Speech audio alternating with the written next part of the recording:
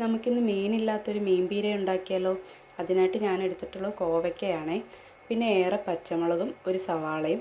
ഇനി ചട്ടി അടുപ്പത്ത് വെക്കാം. നമുക്ക് കോവയ്ക്ക അതിലേക്ക് ഇട്ട് കൊടുക്കാം. കൂട്ടത്തിൽ തന്നെ പച്ചമുളകും ചേർത്ത് കൊടുക്കുക. നമ്മൾ അരിഞ്ഞു വെച്ച സവാളയും അതിനോട് ചേർത്ത് കൊടുക്കുക. പിന്നെ അതിനാവശ്യമുള്ള ഉപ്പ് ചേർത്ത് കൊടുക്കുക.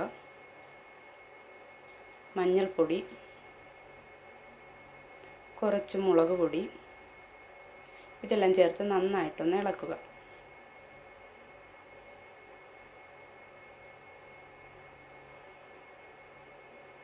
ഇനി അത് വേകാനുള്ള വെള്ളം, കുറച്ച് വെള്ളം ചേർത്ത് കൊടുക്കാം. ചേർത്ത് നന്നായി ഇളക്കി അത് വേവാനായിട്ട് മാറ്റി വെക്കാം.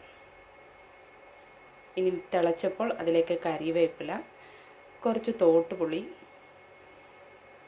ഇതെല്ലാം ചേർത്ത് ഒന്നുകൂടെ നന്നായിട്ട് ഇളക്കി നമുക്ക് അടച്ചു വെക്കാം. ഇനി നമുക്ക് അതിനുള്ള അരപ്പ് തയ്യാറാക്കാം. തേങ്ങ, കുറച്ച് ചുവന്നുള്ളി, ഒരു ചെറിയ കഷ്ണം ഇഞ്ചി, കളറിന് വേണ്ടി ഇച്ചിരി മുളക് പൊടിയും മഞ്ഞൾപ്പൊടിയും.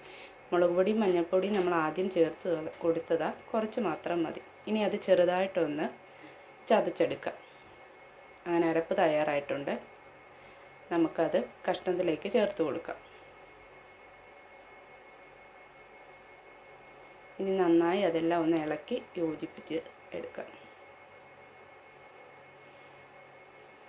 ഇനി അതൊന്ന് അടച്ച് വെച്ച് നമുക്ക് വേവിച്ചെടുക്കാം. അങ്ങനെ വെന്ത് നമുക്കതിൽ ഇച്ചിരി പച്ച വെളിച്ചെണ്ണ ചേർത്ത് കൊടുക്കാം. അങ്ങനെ മീനില്ലാത്ത പച്ചക്കറി